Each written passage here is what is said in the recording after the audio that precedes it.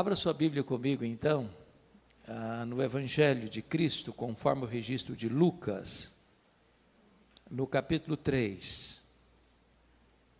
E nós faremos a leitura do verso 1 ao verso 20. Lucas 3, de 1 a 20. Lida essa passagem, por favor, mantenha a sua Bíblia aberta comigo no texto. Lucas 3, de 1 a 20.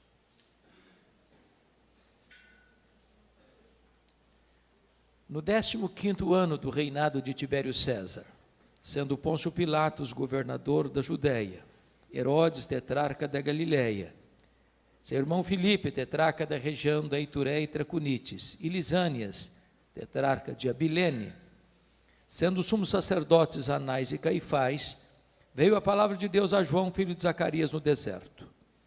Ele percorreu toda a circunvizinhança do Jordão, pregando o batismo de arrependimento para a remissão de pecados, conforme está escrito no livro das palavras do profeta Isaías: voz do que clama no deserto, preparai o caminho do Senhor, endireitai as suas veredas, todo o vale será aterrado e nivelados todos os montes e outeiros, os caminhos tortuosos serão retificados e os escabrosos aplanados, e toda a carne verá a salvação de Deus. Dizia ele, pois, às multidões que saíam para serem batizadas: raça de víboras, quem vos induziu a fugir da ira vindoura? Produzi, pois, frutos dignos do arrependimento, e não comeceis a dizer entre vós mesmos: temos por pai Abraão, porque eu vos afirmo que destas pedras Deus pode suscitar filhos a Abraão. E também já está posto o machado à raiz das árvores. Toda árvore, pois, que não produz bom fruto é cortada e lançada ao fogo. Então as multidões o interrogavam, dizendo: que havemos, pois, de fazer? Respondeu-lhes: quem tiver 2 túnicas, reparta com quem não tem, quem tiver comida, faça o mesmo. Foram também publicanos para serem batizados e perguntaram-lhe: mestre, que havemos de fazer? Respondeu-lhes: não cobreis mais do que o estipulado. Também soldados lhe perguntaram: e nós, que faremos? E ele lhes disse: a ninguém maltrateis, não deis denúncia falsa, e contentai-vos com vosso soldo. Estando o povo na expectativa e discorrendo todos no seu íntimo a respeito de João, se não seria ele porventura o próprio Cristo, disse João a todos: eu, na verdade, vos batizo com água, mas vem o que é mais poderoso do que eu, do qual não sou digno de desatar-lhe as correias das sandálias. Ele vos batizará com o Espírito Santo e com fogo. A sua palha tem na mão para limpar completamente a sua eira e recolher o trigo no seu celeiro, porém queimará a palha em fogo inextinguível. Assim, pois, com muitas outras exortações anunciava o evangelho ao povo. Mas Herodes o tetrarca, sendo repreendido por ele, por causa de Herodias, mulher de seu irmão, e por todas as maldades que o mesmo Herodes havia feito, acrescentou ainda sobre todas a de lançar João no cárcere. Meus irmãos, eu gostaria de conversar um pouco com vocês sobre o precursor do nosso glorioso Redentor, sobre João Batista. João Batista é uma das figuras mais emblemáticas da história e da Bíblia. Ele recebe de Jesus o maior elogio que um homem pode receber. Dentre os nascidos de mulher, ninguém foi maior do que João. João era aquele homem empolgado com Jesus antes mesmo de nascer. João era cheio do Espírito Santo desde o seu nascimento. João teve o privilégio de apontar para Jesus e dizer: eis o Cordeiro de Deus que tira o pecado do mundo. João é uma espécie de dobradiça da Bíblia. Ele fecha o Velho Testamento e ele abre o Novo Testamento. O propósito de Lucas, que era médico e historiador, é mostrar para nós o cenário mundial em que João Batista veio ao mundo. E ao fazê-lo, Lucas adota um método. Ele parte do geral para o particular. Ele parte do império para a província de Israel. Então vejamos isso aqui, primeiramente o cenário do império. Olha comigo o verso 1. No 15º ano do reinado de Tibério César. Tibério César governou do ano 14 ao ano 37. Se João Batista começa o seu ministério no 15º ano de Tibério César, eu estou dizendo que João Batista começa o seu ministério no ano 29 da era cristã. A grande pergunta é como é que estava o Império Romano neste primeiro século, quando o cristianismo sai de Jerusalém e chega a Roma. Qual era o perfil desses homens que governaram esse império? E eu queria fazer uma breve retrospectiva para vocês perceberem isso. Poderíamos começar com o grande general Júlio César, que foi assassinado traiçoeiramente pelo Senado romano. Poderíamos falar de César Augusto, que governou do ano 27 a.C. ao ano 14 depois de Cristo, o imperador que governava o mundo quando Jesus nasceu, que foi sucedido por Tibério César, seu filho adotivo, que governou do ano 14 ao ano 37 da era cristã, quando João Batista dá início ao seu ministério, que foi sucedido por Calígula, que governou de 37 a 41, e era um homem muito mau e foi assassinado, que foi sucedido por Cláudio, que governou de 41 a 54, quando houve uma grande fome no mundo e os judeus foram expulsos de Roma, que foi sucedido por Nero, que governou de 54 a 68, quando começa historicamente a perseguição aos cristãos, sobretudo com o incêndio de Roma em 17 de julho do ano 64, que foi sucedido por Vespasiano, que inaugura o Coliseu Romano no ano 70, e o seu filho Flávio vai destruir Jerusalém no ano 70, que foi sucedido por Domiciano, que governa de 81 a 96, quando João é levado de Éfeso para uma colônia penal, uma ilha do mar Egeu, a ilha de Patmos, onde escreveu o livro de Apocalipse. Por que estou lhes fazendo esse breve resumo? Para provar uma única tese: os homens que governavam o império eram homens maus, homens perversos, homens sanguinários, homens truculentos. O cenário político do império era um cenário absolutamente cinzento. Mas uma outra pergunta é feita: como é que estava o cenário político da província de Israel quando João Batista começou o seu ministério? Volte os olhos comigo ao verso 1. Sendo Pôncio Pilatos governador da Judéia, Herodes tetrarca da Galileia, seu irmão Filipe tetrarca da região de Itureia e Traconites, e Lisânias tetrarca de Abilene. Tem algo muito estranho nesse verso aqui. O que você achou de estranho aqui?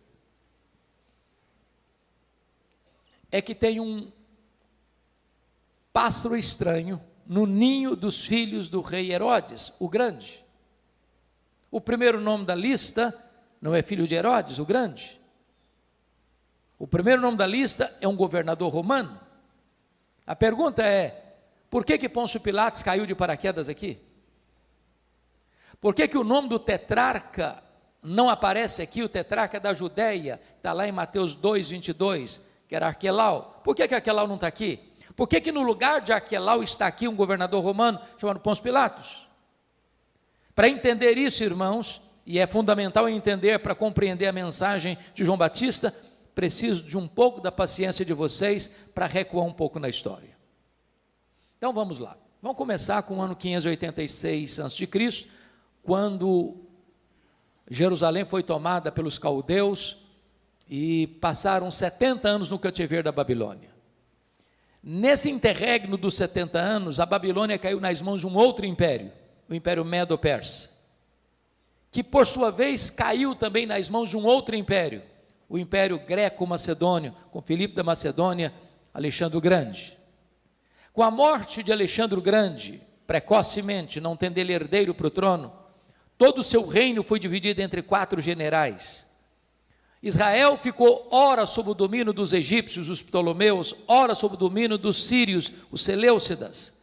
Foi nesse período que se faz uma tradução importante do Antigo Testamento para o grego. Nós chamamos de Septuaginta, a tradução do Velho Testamento para a língua grega, porque uma das coisas mais importantes nesse governo de Alexandre foi o chamado helenização do mundo, ou seja, espalha-se a cultura grega para o mundo inteiro, e então tem uma língua universal, que é a língua grega.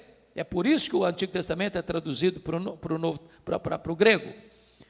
Mas, quando estava no governo Seleucida, dos sírios, um homem chamado Antíoco IV, o rei Antíoco IV, que nós chamamos de Antíoco Epifânio, profana o templo de Jerusalém, levantando altares aos deuses pagãos dentro do templo de Jerusalém, sacrificando porcos, que os judeus consideram um animal imundo, dentro do templo de Jerusalém. Isso produz uma guerra, isso provoca uma guerra, quando Matatias Macabeu e seu filho Judas Macabeu, não suportando esta afronta e esta profanação, declaram guerra a Antíoco IV e vencem esta guerra, inaugurando em Israel um governo asmoneu, libertando Israel do domínio estrangeiro.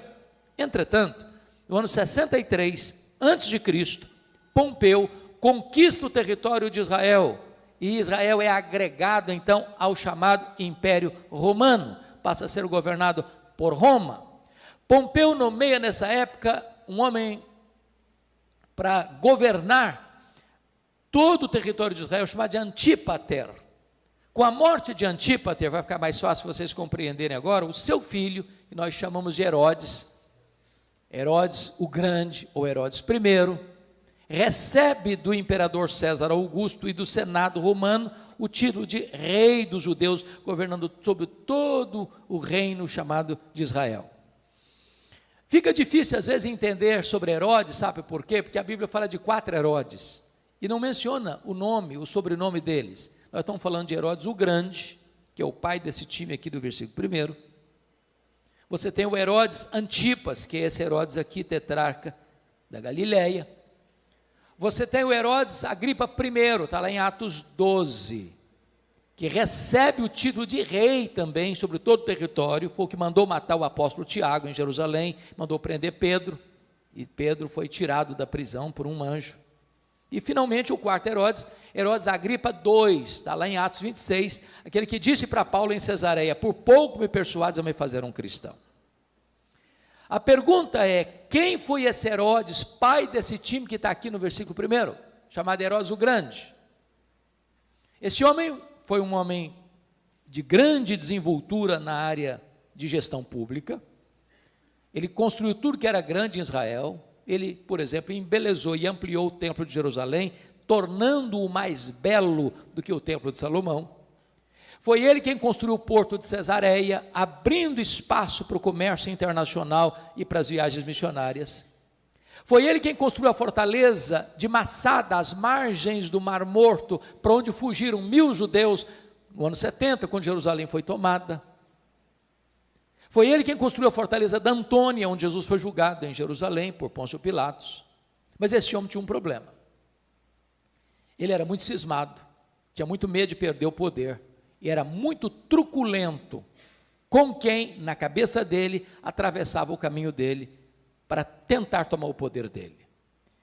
Herodes o Grande, para vocês terem uma ideia, casou-se 9 vezes, formando uma família disfuncional.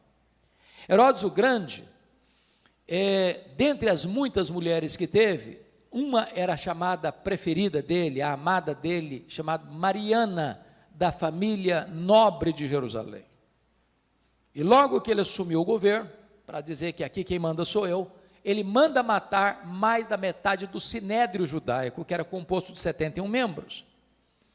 Logo que ele se casa, com medo de que a família da mulher dele pudesse, que eram nobres, fazer qualquer jogo para tomar o poder dele, ele começa a matar os membros da família da esposa preferida.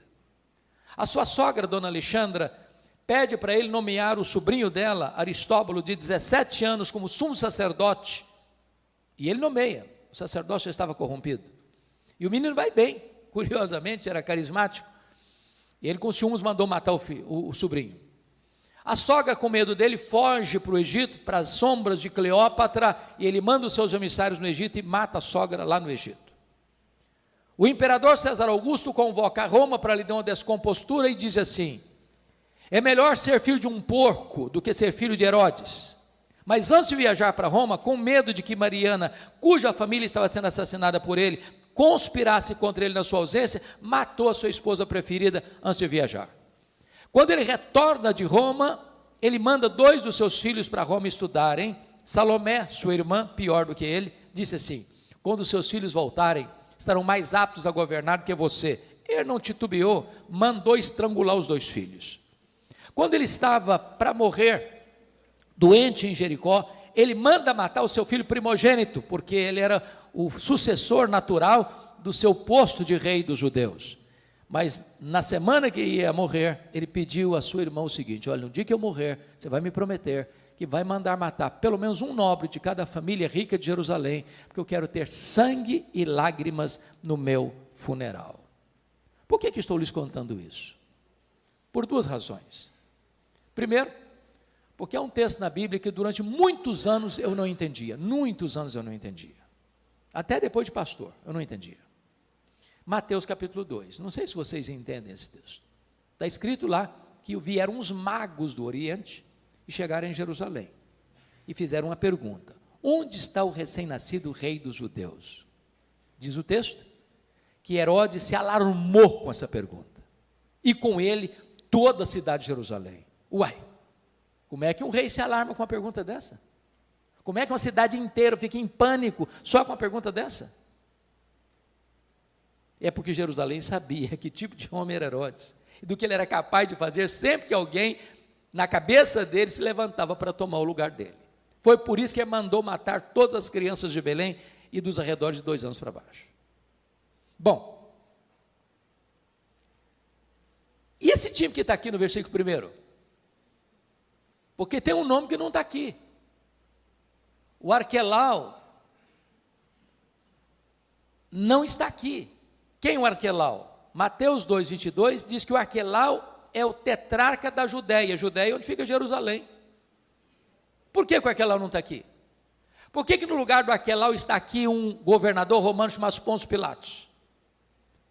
Quando o Herodes morre, o governo dele é dividido em 4 partes. Nós chamamos isso na Bíblia de tetrarquia, um governo de 4ª parte. O Arquelau não aparece aqui. Por que não aparece aqui? É porque Arquelau foi tão mau, tão perverso, pior do que o pai, que os judeus disseram o seguinte para Roma: tira esse homem daqui, nós não suportamos esse homem. Notem vocês que Israel era governado pelo Império Romano, mas quem dominava Israel politicamente era a família herodiana, era a família edumeia. Então Roma, mais do que depressa, aproveita o ensejo, arranca Arquelau do poder e bota o pé dentro de Jerusalém e nomeia um governador romano lá na Judéia. Pilatos não é o primeiro, Pilatos é o 5º, mas já põe o pé dentro de Jerusalém. A pergunta que eu faço a vocês é: esse time que está aqui, Pôncio Pilatos, Herodes, Filipe e Lisânias, era gente boa? Não, não era. Era gente perversa, era gente sanguinária. O que eu estou levantando isso? Se o cenário político do império era sombrio, quando João Batista começou o seu ministério, o cenário político da província de Israel era pior ainda. Mas alguém diz: bom, já que a política está muito ruim, quem sabe a religião seja o porto seguro do povo. Como é que estava a religião? Confira o versículo 2. Sendo sumos sacerdotes Anás e Caifás. O que você achou de estranho aqui? Tem 2 sumos sacerdotes, só podia ter um. A religião estava corrompida. Para vocês terem uma ideia, do ano 28 ao ano 14 depois de Cristo, 28 pessoas ocuparam esse cargo. Era comprada a peso de ouro. A religião estava corrompida. Na verdade, esses 2 que estão aí, Anás e Caifás, Anás é o sogro, o Caifás é o genro. O Anás já tinha sido deposto, mas ele era tão influente que nos bastidores quem mandava era ele. Ele era o sumo sacerdote de fato, e o Caifás era o sumo sacerdote de direito. Tanto é verdade que quando Jesus foi julgado ou interrogado pelo Sinédrio, quem interroga Jesus não é Caifás, é Anás. Mas quem dá a canetada para mandá-lo para Pilatos é Caifás. A religião está corrompida. E a pergunta que eu faço é essa: tem esperança num ambiente desse? A política corrompida, a religião corrompida, tem esperança? Mas vamos olhar para o nosso mundo hoje. Olha o cenário mundial hoje. É um cenário cinzento. Nós vivemos hoje uma agenda cristofóbica no mundo todo. Nós vivemos um cenário contrário, hostilmente contrário ao cristianismo no mundo todo. Nós vivemos hoje uma debandada geral daqueles que se diziam cristãos para uma outra agenda contrária ao cristianismo primitivo nos dias de hoje. Mas não vamos lá, não. Olha o cenário do Brasil. Você acha que tem esperança? Uma agenda completamente na contramão dos valores judaicos cristãos, onde se tenta desconstruir os pilares da sociedade, a família, os valores morais. E a pergunta é, num cenário como esse, tem esperança?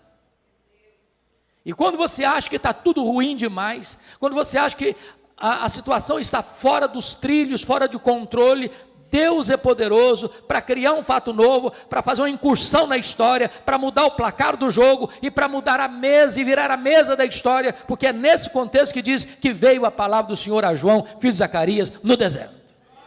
Louvado seja Deus, Deus não perdeu o controle, apesar da crise que assola o mundo, a nação brasileira e a nossa realidade. Agora notem que a palavra de Deus veio um homem estranho, que se vestia de maneira estranha, que se alimentava de maneira estranha, e que pregava num lugar estranho. Mas aqui aprendemos uma coisa, não é o lugar que faz o homem, é o homem quem faz o lugar. Não importa se numa mega cidade ou numa cidade pequena, não importa se numa grande catedral ou num templo pequeno, não importa se num templo de chão batido ou num deserto ou debaixo de uma árvore, onde a palavra de Deus vem, ali as pessoas se juntarão para ouvir a palavra de Deus. Mas como é que era a dinâmica do ministério desse homem? Versículo 3. Ele percorreu toda a circunvizinhança do Jordão. Meus irmãos, isso não é uma informação, isso é uma agenda. Isso é uma agenda. Leia os profetas, leia João Batista, leia Jesus, leia os apóstolos, e todos eles pregaram lá fora, onde as pessoas estavam. Hoje nós queremos que as pessoas venham cá dentro, onde nós estamos. Eles gastaram as solas dos sapatos, nós gastamos o assento dos bancos. Eles tinham agenda centrífuga, nós queremos transformar a agenda em centrípeta. Se nós quisermos impactar o mundo, nós teremos que ir lá fora onde as pessoas estão. Mas a pergunta é, o que é que esse homem pregou? E versículo 3 diz, pregando o batismo de arrependimento para remissão de pecados. Alguém poderia dizer para João uma coisa muito interessante. Sabe de uma coisa, tem 400 anos que ninguém prega. Nós chamamos o período de Malaquias a João de período interbíblico ou período de silêncio profético. Tem templo, tem música, tem festa, tem sacrifício, mas não tem palavra de Deus. Depois de 400 anos se levanta o primeiro pregador, João Batista. Alguém pode dizer, João, pega leve, porque esse povo não está acostumado com Bíblia. Então prega um sermão mais palatável, mais politicamente correto. Se você pega um sermão muito pesado, esse povo não vai aguentar. Só que João não era um profeta da conveniência, ele era um arauto do Rei dos Reis.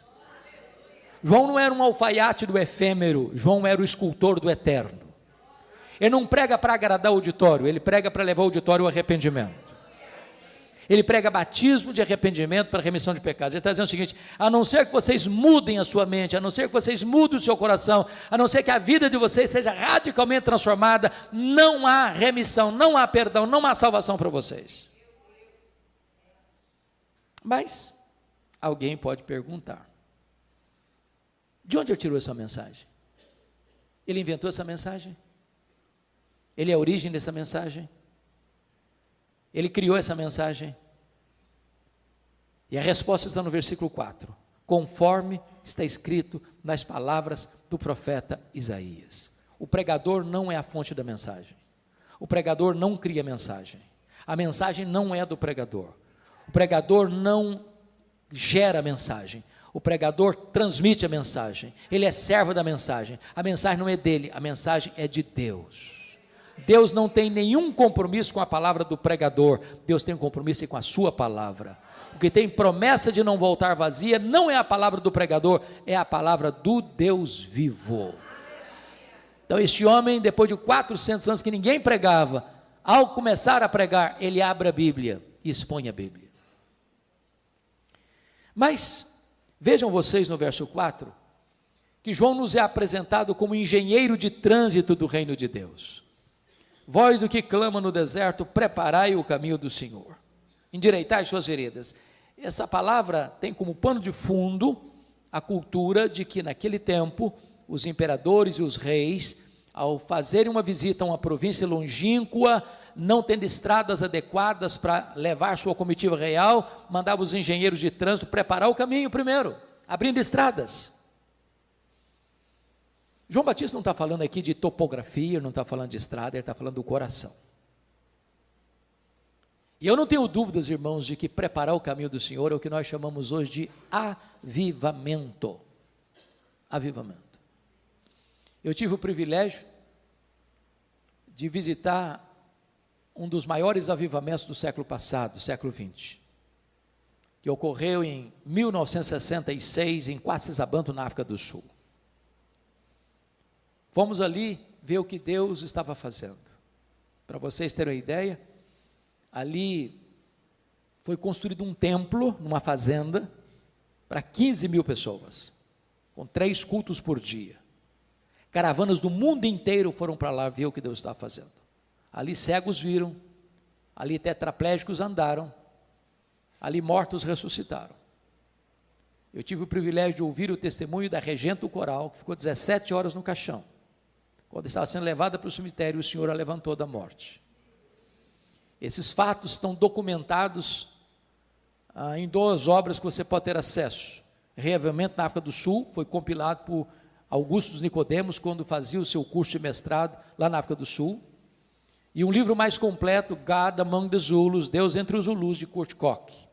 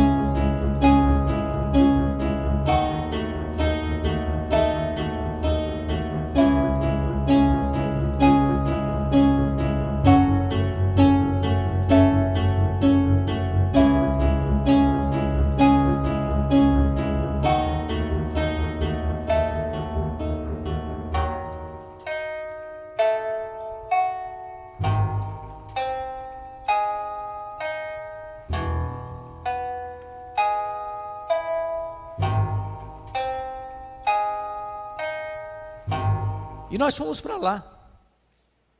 E você sabe que brasileiro é muito místico por natureza. E alguns disseram, nós queremos ver milagres diante dos nossos olhos. Pasmem vocês, ficamos mais de 10 dias lá, nem a palavra milagre nós ouvimos lá.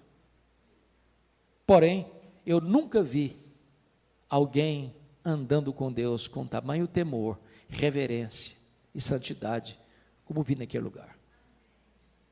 Perguntamos ao pastor Erlich Stign, o homem que Deus levantou para aquele avivamento, o que é avivamento? E ele respondeu: avivamento é preparar o caminho do Senhor, para que ele se manifeste. A igreja não promove avivamento, a igreja não agenda avivamento, a igreja não produz avivamento, mas a igreja prepara o caminho do Senhor, para que ele se manifeste. Mas o que significa isso? O que ele está dizendo, irmãos, é que precisa existir uma revolução na nossa vida, e essa revolução está descrita aí no versículo 5, veja comigo: todo o vale será aterrado, nivelado todos os montes e outeiros, os caminhos tortuosos serão retificados, e os escabrosos aplanados. Do que ele está falando? Do que ele está falando? O que é um vale? Vale é um lugar obscuro, sombrio, depressão. Vale está falando daquelas cavernas existenciais, daquelas crateras da nossa alma, daquelas gavetas secretas do nosso coração, onde se aninham coisas que não são colocadas à luz do dia. Enquanto essas coisas não foram tratadas e resolvidas, as chuvas do avivamento serão retidas. O que é monte? Outeiro? Está falando de quê? De orgulho, de soberba, de nariz empinado. Onde tem soberba, aí não tem avivamento. O que é caminho torto? É a vida dupla, é hipocrisia. Essa é uma coisa aqui, outra ali, outra acolá. Onde a vida não é alinhada com a palavra de Deus, não tem avivamento. O que é caminho escabroso? A palavra escabroso significa fora do lugar. O que está fora do lugar na sua, na minha, na nossa vida? Enquanto essas coisas não foram alinhadas com a boa, agradável e perfeita vontade de Deus, as chuvas do avivamento são retidas. Mas quando há uma reforma espiritual na igreja, o avivamento é consequência natural, conforme está escrito no versículo 6: e toda a carne verá a salvação de Deus. Mas você pode perguntar mais uma coisa ao texto: quem estava lá no deserto ouvindo João Batista? Confira comigo. Versículo 7 fala de multidões, bem como no versículo 10. Veja que multidão já é um grande número, mas quando está no plural, multidões, quer dar ênfase à quantidade. Se você ler Mateus 3, Marcos 1, Lucas 3, você vai entender que toda a província da Judéia estava lá no deserto, toda Jerusalém estava no deserto, toda a província da Judéia estava no deserto. Mas estava lá também, versículo 12, os publicanos, estava lá também, versículo 14, os soldados. Por que eu estou querendo trazer essa ênfase aqui? Eu me interesso muito por crescimento de igreja, me empolgo com isso. Eu acho que a igreja precisava estar todo dia antenada com o crescimento da igreja.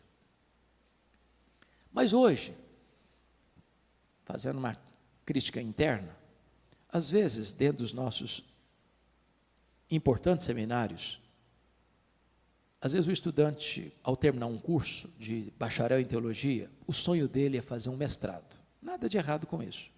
Mas ele não quer pastorear já de início, não. É que já dá um bypass direto do bacharelado para o mestrado. Aí ele empolga, faz o mestrado, para não perder o pulo, já se matricula num doutorado. Para ganhar bem mesmo espaço, ele já se matricula num pós-doc. E aí ele vira um especialista, por exemplo, de crescimento de igreja, plantação de igreja. Ele nunca plantou um ponto de pregação, mas ele é doutor em plantação de igreja. Ele nunca levou uma pessoa a Cristo, mas ele é doutor em crescimento de igreja. Ele é um teórico. E esses teóricos, via de regra, dizem assim: você quer plantar uma igreja relevante? Dizem eles, você precisa plantar uma igreja homogênea. O que quer dizer com isso? Bom, imagine vocês, eu quero plantar uma igreja para alcançar a classe média alta da sociedade. Quero uma igreja com grana, com dinheiro, para investir em grandes projetos do reino. Vou plantar uma igreja onde? Vou escolher um condomínio de alto padrão e plantar uma igreja liberta. Ou se não, eu quero plantar uma igreja para alcançar a elite intelectual da cidade. Eu quero gente formadora de opinião, gente que vai impactar a cidade. Vou plantar uma igreja onde? Vou plantar uma igreja do lado de um grande centro universitário. Ou se não, eu vou fazer o contrário, eu vou fazer uma opção pelos pobres. Vou plantar uma igreja no bairro mais carente da cidade, eu vou fazer essa opção. Quando eu olho para a Bíblia, eu não encontro nada disso. Nada disso. A igreja de Deus é o único lugar do mundo onde o homem mais rico da cidade se assenta do lado do homem mais pobre da cidade e eles são rigorosamente iguais. A igreja de Deus é o único lugar do mundo onde um diácono da igreja, sendo o maior empresário da cidade, carrega a cadeira nas costas para o pedreiro sentar e sentar com honra. Na igreja de Deus, Deus não olha para a conta bancária, para os diplomas da parede, para a cor da pele. Para Deus todos são iguais, e a igreja é esse lindo mosaico de Deus. Agora, você pode fazer uma outra pergunta para o texto: o que é que esse pregador pregou? Quais foram as ênfases dele num sermão de avivamento? Porque está falando de avivamento aqui. Quais são as ênfases? Vamos dar uma olhadinha? Em primeiro lugar, ele alerta sobre o perigo mortal da hipocrisia. Veja o verso 7 comigo. Dizia ele, pois, às multidões que saíam para serem batizadas: raça de víboras. E eu fico escandalizado, profundamente. Meus irmãos, tem 400 anos que ninguém prega. No primeiro sermão que o cara levanta para pregar, chamou o auditório dele de raça de víboras. É muita indelicadeza, é muita acidez na voz, é muito tóxica essa palavra. Não faça isso, Irão, por favor.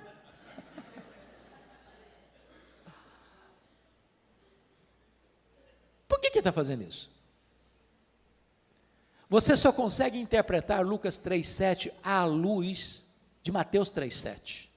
Texto paralelo. O que está lá que não está aqui? Lá em Mateus 3,7 está escrito que quando João vê as multidões vindo, ele vê muitos fariseus e muitos saduceus no meio da multidão, então ele diz: raça de víboras. Eu não sei quanto a você, mas às vezes quando eu estou lendo a Bíblia, me dá urticária quando eu começo a ler sobre os fariseus. Pensa num time complicado, que vive com lupa para enxergar os pecados das pessoas e não olhar para os seus próprios. Mas vamos entender uma coisa: os fariseus não foram sempre assim, não. Você sabe quando eles surgiram? Sabe por que eles surgiram? Os fariseus surgiram nesse período interbíblico, com a alta aceleração da cultura helênica que estava destruindo a vida espiritual da igreja, trazendo uma espécie de secularização à fé. Os fariseus surgiram como um grupo de resistência, de reforma e de reavivamento, para manter a pureza doutrinária e a santidade da vida. Mas com o tempo eles se perderam, mantiveram a forma e perderam a essência. Jesus os chamou de hipócritas, de sepulcros caiados. Quem eram os saduceus? Era um grupo também que gerou ou foi levantado nesse mesmo período interbíblico para resistir o avanço do helenismo, a cultura grega. Mas os saduceus eram da elite e eles rapidamente sucumbiram à influência da cultura grega. Para vocês terem uma ideia, eles não acreditavam em ressurreição, eles não acreditavam em anjos, eles não acreditavam em todo o Antigo Testamento, só no Pentateuco. Eles foram aculturados. O que ganharam em moeda de troca? Tornaram-se colaboracionistas de Roma e ganharam em moeda de troca o mapa de ouro, a mina de ouro da religião, a exploração do templo. Vocês sabem que tudo girava em torno do templo em Jerusalém, as festas aconteciam no templo. Por quê? Porque ali era uma mina de arrecadar dinheiro. Para vocês terem uma ideia, quando um adorador vinha das mais diversas nações do mundo, é só ler Atos 2 para ver quantas nações vinham a Jerusalém nas festas, ninguém podia comprar um cordeiro, uma pomba, uma rola, sem primeiro trocar o dinheiro. Não podia comprar com dinheiro estrangeiro, e não podia trocar o dinheiro fora não, tinha que trocar lá dentro da praça do templo, nas mesas dos cambistas, por taxas abusivas, para eles embolsarem a grana. Ninguém podia trazer de casa um cordeiro, uma pomba, uma rola para sacrificar, tinha que comprar lá na praça do templo, por preços abusivos. Eles engordam, botam essa grana no bolso. Foi por isso que Jesus pegou o chicote, saiu virando as mesas dos cambistas, abrindo as gaiolas das aves, abrindo os currais das ovelhas, dizendo: vocês transformaram a casa do meu pai, casa de oração, em covil de salteadores. O que é covil? É o lugar que o ladrão rouba e corre para lá para se esconder. Jesus está vendo esse time vindo, e quando Jesus vê esse time vindo, ele diz: raça de víboras. Por que ele usou essa linguagem? Porque a hipocrisia é pior do que o veneno da víbora. Quem bota o veneno da víbora na víbora é Deus, mas quem bota a hipocrisia no coração é o diabo. Segunda ênfase da pregação de avivamento, está aí no versículo 7. Quem vos induziu a fugir da ira vindoura? João Batista alerta aqui sobre o real perigo do inferno, e eu fico chocado de novo com João Batista. Meus irmãos, tem 400 anos que ninguém prega, e o cara levanta para pregar a primeira vez, para pregar sobre o inferno. Mas tem tanta coisa boa na Bíblia para pregar. O amor de Deus, a graça de Deus, a fidelidade, a bondade de Deus. O cara vai pregar logo sobre o inferno. Eu posso até garantir a vocês que nenhum pregador, ao pregar um sermão sobre o inferno, vai receber um tapinha nas costas na porta da igreja: pastor, que sermãozaço que o senhor pregou hoje, estou indo para casa até mais aliviado. Não dá ibope não, mas é melhor ouvir sobre o inferno do que ir para o inferno. Terceira ênfase da pregação de João Batista, ele alerta sobre o perigo, notem comigo, do falso arrependimento, no versículo 8, produzir pois frutos dignos do arrependimento. Notem que não é arrependimento e novamente arrependimento, é arrependimento e frutos dignos de arrependimento. Por que é importante enfatizar isso aqui? Porque está florescendo no Brasil uma falsa teologia chamada de supergraça ou hipergraça. E o que se prega na hipergraça? Venha como você está e permaneça como você quiser. É a teologia que justifica o pecado e não o pecador. É a igreja que diz: nós somos uma igreja inclusiva. Aqui ninguém vai mexer com você. Aqui você escolhe o estilo de vida que você quer viver. Isso não é graça, isso é desgraça. Te leva a pessoa para o inferno. Quarta ênfase. João Batista alerta sobre o perigo da falsa confiança religiosa. Olha comigo o versículo 8. Quem vos... e não comeceis a dizer entre vós mesmos: temos por pai Abraão. O que está acontecendo aqui? Aqui no Brasil a gente usa uma palavra muito comum chamada carteirada. Não é carteirada? Todo mundo conhece o que é carteirada? Sabe o que está acontecendo aqui? O auditório de João Batista está dizendo o seguinte: ô João, você sabe com quem você está falando? Nós somos filhos do Abraão, camarada. Nós temos pedigree. Pega leve com a gente. Você está achando o quê?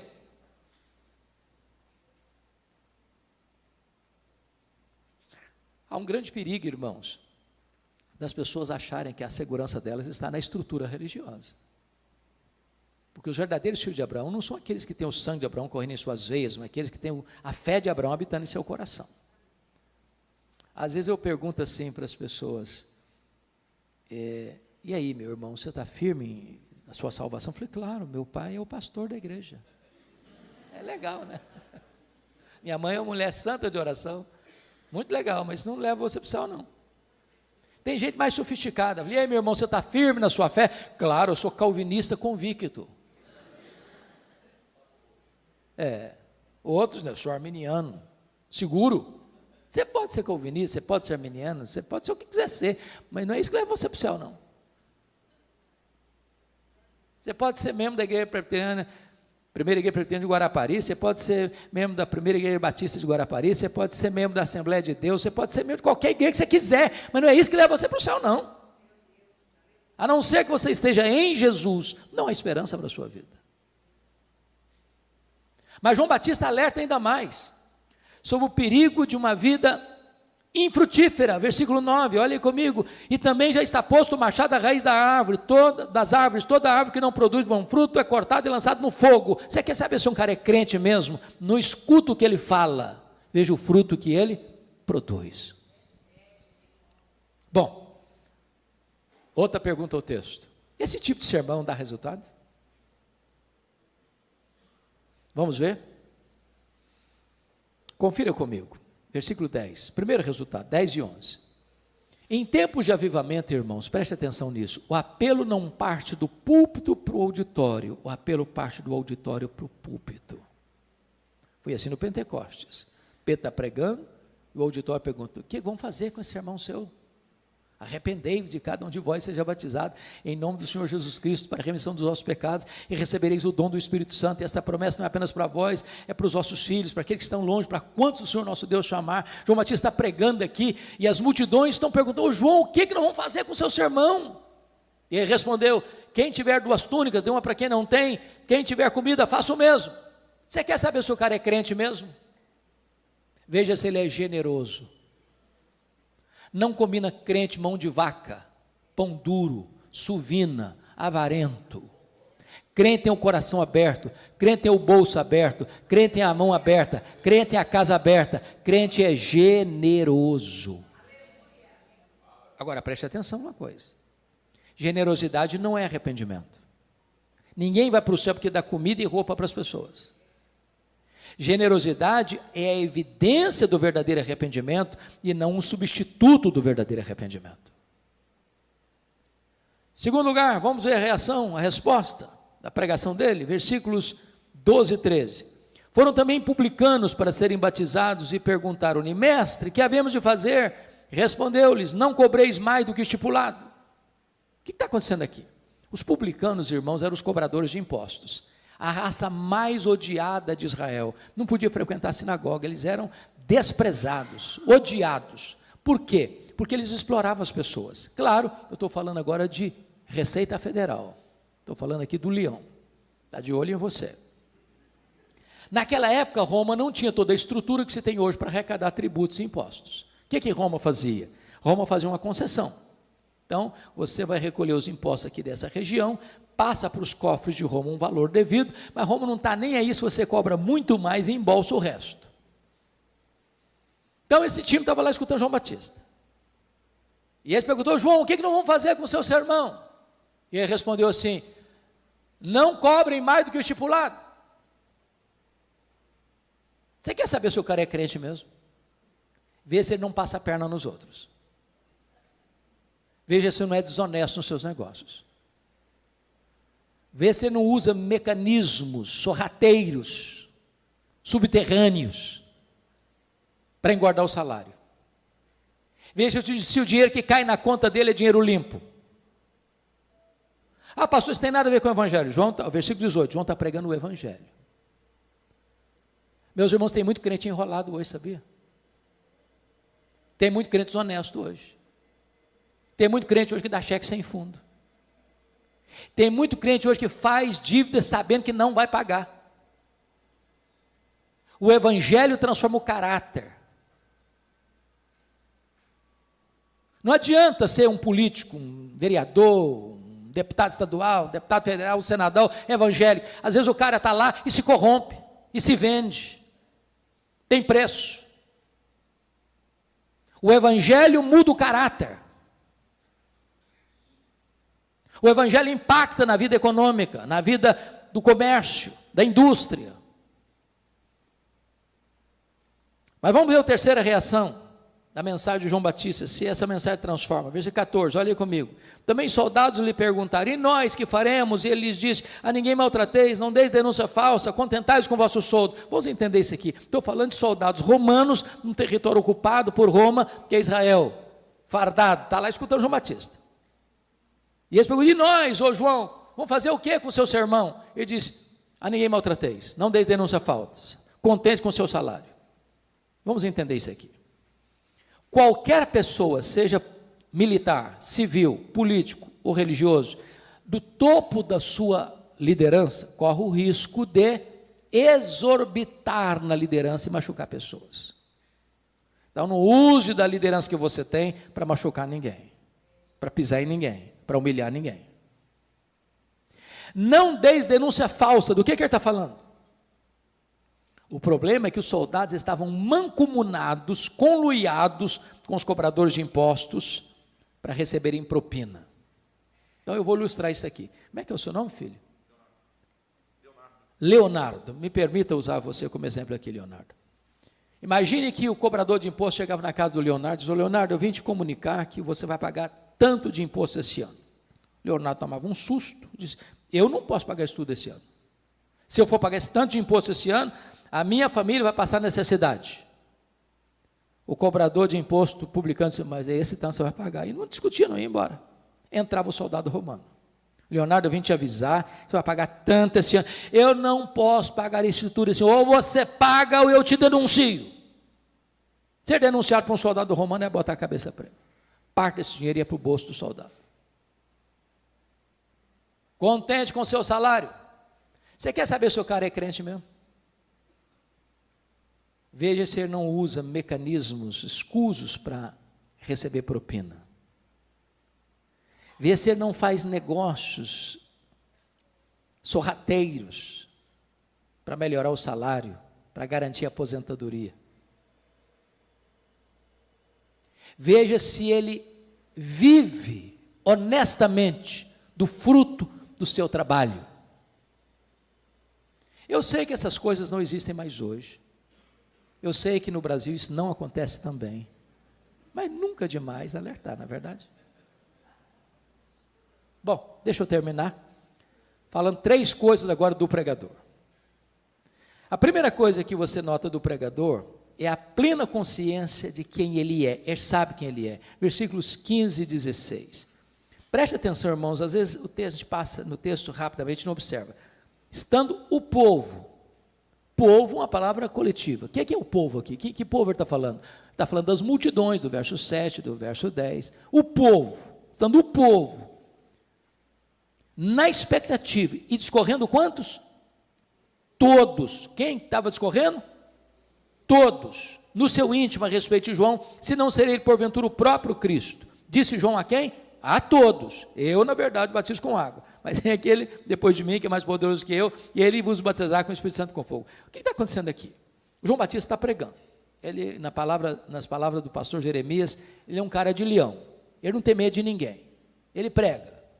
De repente, toda a multidão, o povo todo começa a pensar, começa a cogitar. Ô gente, quer saber de uma coisa? Esse João aí não é precursor do Messias, é coisa nenhuma. Esse João aí é o próprio Messias. Não pode ser ninguém melhor que ele, não, hein? É ele mesmo.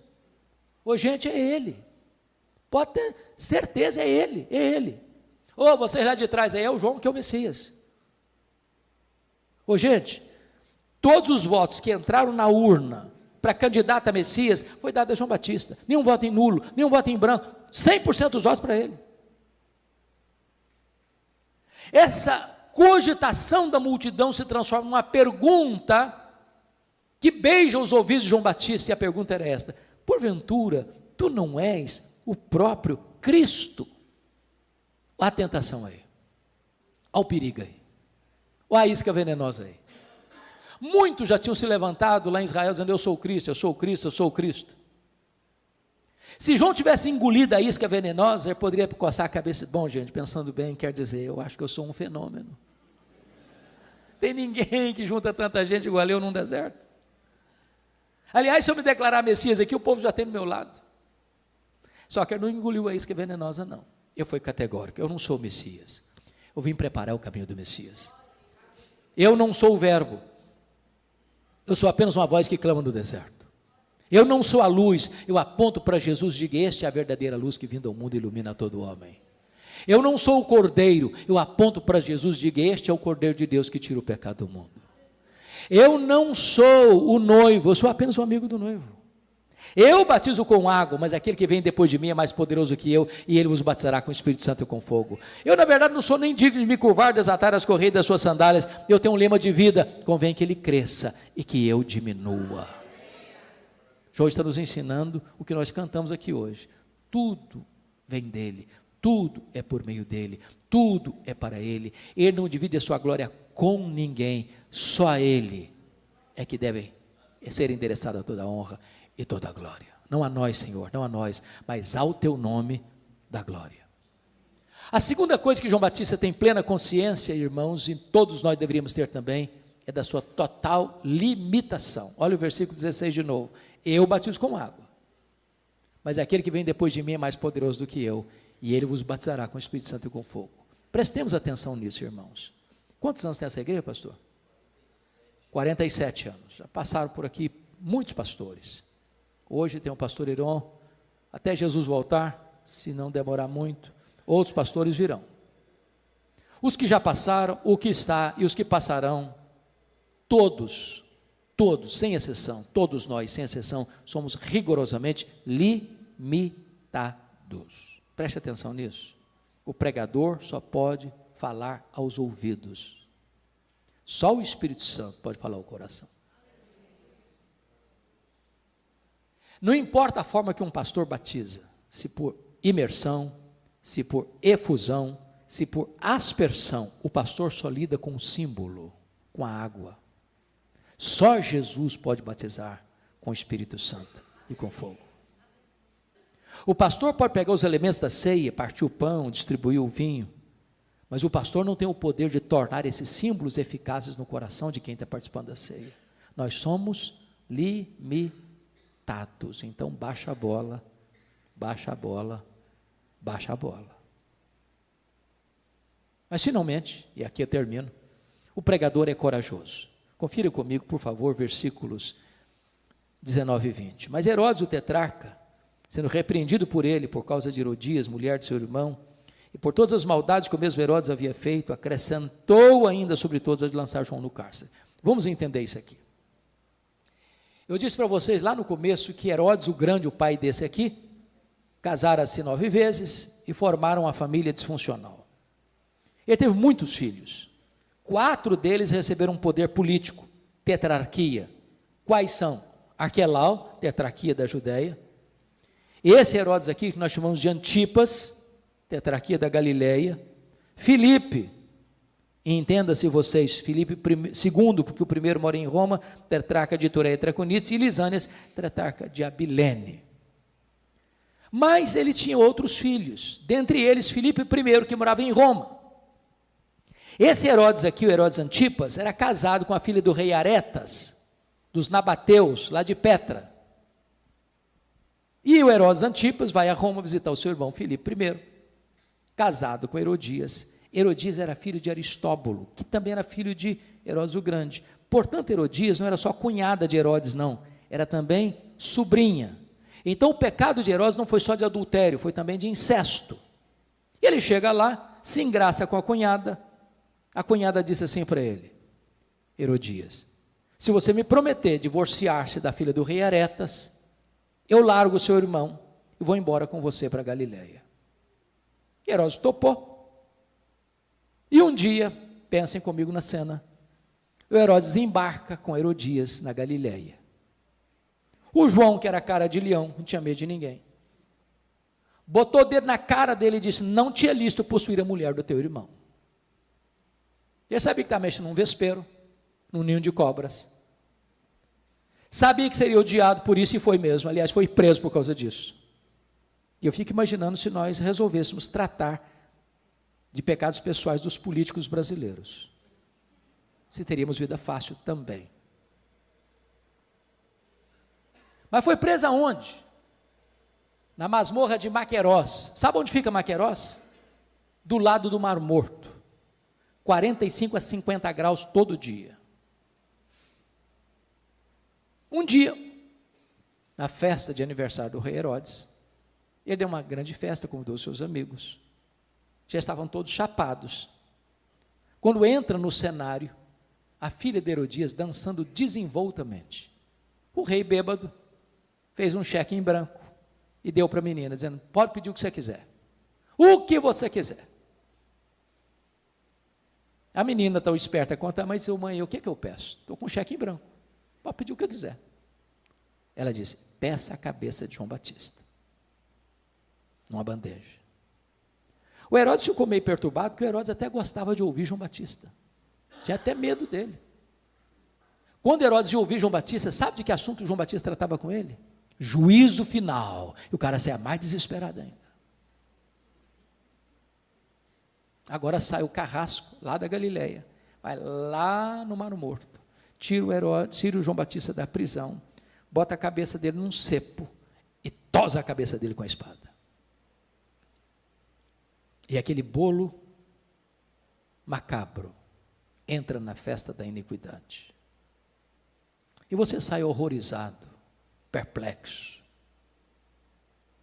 chocado com essa cena. Diz: meu Deus, que tragédia. O homem, maior homem dentre os nascidos de mulher, precursor do Messias. Que tragédia. Que fim infeliz, inglório. Mas João Batista não pensava assim. João Batista entendia que é melhor você estar preso com a consciência livre do que você estar livre com a consciência presa. João Batista entendia que é melhor você perder a cabeça com honra do que viver com desonra. João Batista entendia que o que importa para um homem não é como ele morre, mas como ele ressuscita. Eu pergunto a vocês, hoje, que pai, que mãe bota o nome num filho de Herodes? Só um louco, um desavisado. Mas João, apesar de morto, ainda fala, ainda desafia, ainda inspira, ainda motiva você e eu vivermos em santidade. João Batista nos ensina que se vivemos, para o Senhor vivemos, se morremos, para o Senhor morremos, quer pois vivamos, quer pois morramos, nós somos do Senhor. Que a vida dele, de João Batista, nos mova, nos inspire nesta manhã, em nome de Jesus, amém.